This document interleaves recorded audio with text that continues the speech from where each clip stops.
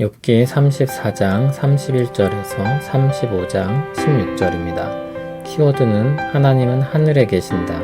평가 교훈입니다. 그대가 하나님께 아뢰기를 내가 죄를 지었사오니 다시는 범죄하지 아니하겠나이다. 내가 깨닫지 못하는 것을 내게 가르치소서. 내가 악을 행하였으나 다시는 아니하겠나이다 하였는가. 하나님께서 그대가 거절한다고 하여 그대의 뜻대로 속전을 치르시겠느냐. 그러면 그대가 스스로 택할 것이요 내가 할 것이 아니니 그대는 아는 대로 말하라. 슬기로운 자와 내 말을 듣는 지혜 있는 사람은 반드시 내게 말하기를 욥이 무식하게 말하니 그의 말이 지혜롭지 못하도다 하리라. 나는 욥이 끝까지 시험받기를 원하노니 이는 그 대답이 악인과 같음이라. 그가 그의 죄에 반역을 더하며 우리와 어울려 손뼉을 치며 하나님을 거역하는 말을 많이 하는구나. 엘리후가 말을 이어 이르되 그대는 그대의 의가 하나님께로부터 왔다는 말이냐. 그대는 그것이 내게 무슨 소용이 있으며 범죄하지 않는 것이 내게 무슨 유익이 있겠느냐고 묻지만은 내가 그대와 및 그대와 함께 있는 그대의 친구들에게 대답하리라. 그대는 하늘을 우러러보라. 그대보다 높이 뜬 구름을 바라보라. 그대가 범죄한들 하나님께 무슨 영향이 있겠으며 그대가 악행이 가득한들 하나님께 무슨 상관이 있겠으며 그대가 의로운들 하나님께 무엇을 드리겠으며 그가 그대의 손에서 무엇을 받으시겠느냐. 그대의 악은 그대와 같은 사람에게나 있는 것이요 그대의 공의는 어떤 인생에게도 있느니라. 사람은 학대가 많음으로 부르짖으며 군주들의 힘에 눌려 소리치나 나를 지으신 하나님은 어디 계시냐고 하며 밤에 노래를 주시는 자가 어디 계시냐고 말하는 자가 없구나. 땅의 짐승들보다도 우리를 더욱 가르치시고 하늘의 새들보다도 우리를 더욱 지혜롭게 하시는 이가 어디 계시냐고 말하는 이도 없구나. 그들이 악인의 교만으로 말미암아 거기에서 부르짖으나 대답하는 자가 없으면 헛된 것은 하나님이 결코 듣지 아니하시며 전능자가 돌아보지 아니하심이라. 하물며 말하기를 하나님은 배울 수 없고 이래 판단하시면 그 앞에 있으니 나는 그를 기다릴 뿐이라 말하는 그대일까 보냐.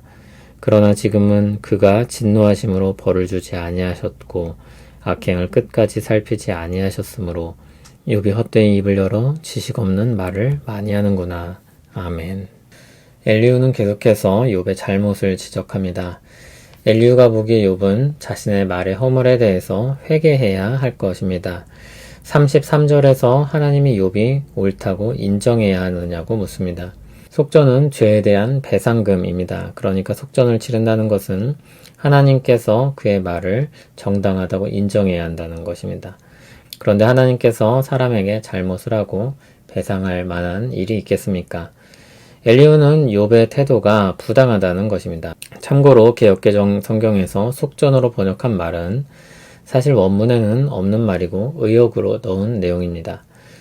결론적으로 33절을 보면 욥의 뜻대로 하나님이 갚으셔야 하느냐고 그렇게 주장하는 것이냐고 엘리후가 욥에게 따져 묻고 있습니다. 엘리후는 그것이 부당하고 욥은 스스로 잘못을 인정해야 한다고 말합니다. 엘리후가 보기에 욥은 하나님을 불의하게 만들고 자신을 도리어 의롭다고 말하는 아주 큰 잘못을 범하고 있습니다. 그래서 그는 회개하기 전까지 고통을 받아야 한다고 말합니다. 36절을 보면 엘리후는 욥이 끝까지 시험받기를 원한다고 말합니다. 엘리후는 35장에서도 욥을 향한 비판을 이어가고 있습니다. 2절에 그대의 의가 하나님께로부터 왔다는 말이냐 이렇게 말합니다. 이 역시 욥의 의로움을 주장하는 말입니다. 3절도 욥의 입장을 가리켜 말한 것입니다. 의롭게 사는 것이 무슨 소용이 있으며 범죄하지 않는 것은 무슨 유익이 있느냐는 것입니다. 열심히 의를 행했지만 아무 보상이 없으며 오히려 어려움을 당하고 있다는 것입니다. 엘리후는 그러한 욥의 말이 잘못되었다고 지적합니다.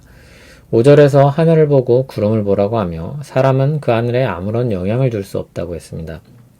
6절에서 8절을 보면 욥이 아무리 의롭게 행하였어도 하나님께 아무런 영향이나 의미가 되지 않는다고 합니다. 하나님의 초월성을 이야기한 것입니다. 한편 욥은 누구나 가진 악을 그 역시 가지고 있고 욥 정도의 공의는 누구에게나 있다고 했습니다. 9절에서 13절은 이 세상 사람들의 문제에 대해 말합니다. 사람들은 학대가 많아 부르짖고 군주의 힘에 눌려 소리치는데 하나님을 찾지 않는다고 했습니다. 그리고 그들은 악인의 교만으로 부르짖고 헛된 것을 가지고 말합니다. 하나님은 그런 교만한 자의 말을 듣지 않으시고 헛된 요청에 답하지 않으신다고 했습니다. 14절을 보면 하물며 욥은 부당한 이야기를 하고 있으니 더욱 하나님이 듣지 않고 응답하시지 않는다는 것입니다.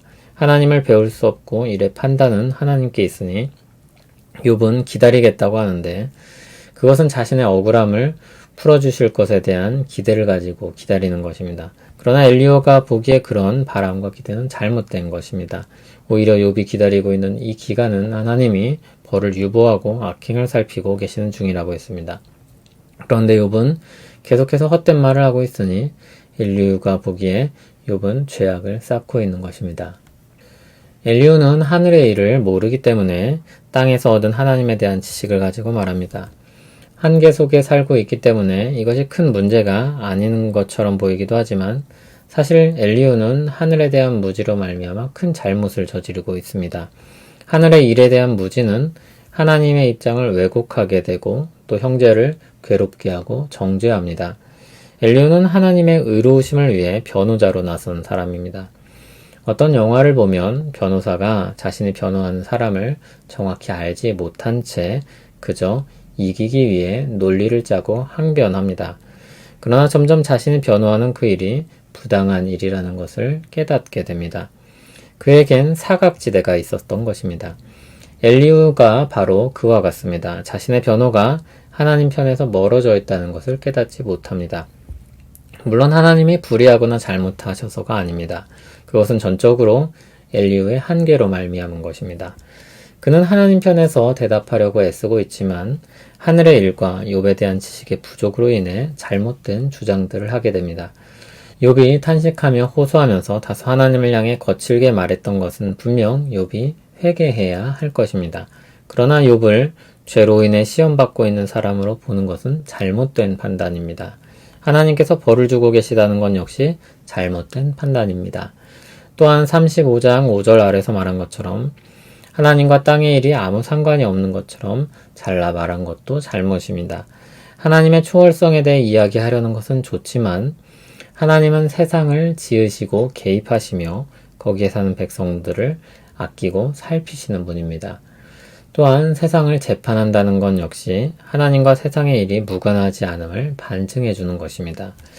욥은 교만한 악인으로 하나님을 찾지 않았고 고통받는 의인으로 하나님께 탄식했습니다.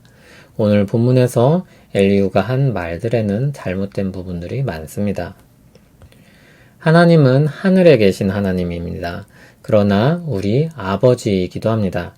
하나님은 초월자이시지만 자신이 지은 세상에 관여하고 다스리시며 자기 백성을 보살피십니다.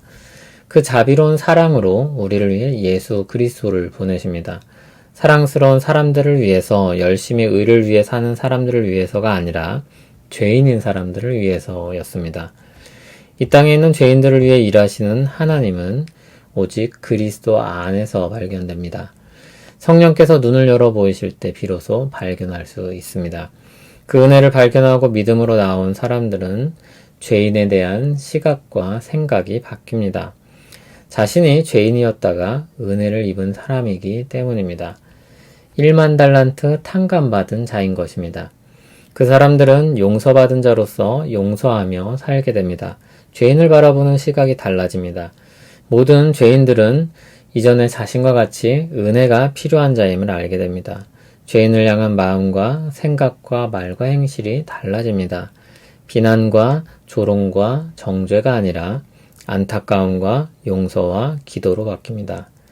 은혜는 우리를 바꿉니다. 세상을 향한 우리 마음을 바꾸어 놓습니다.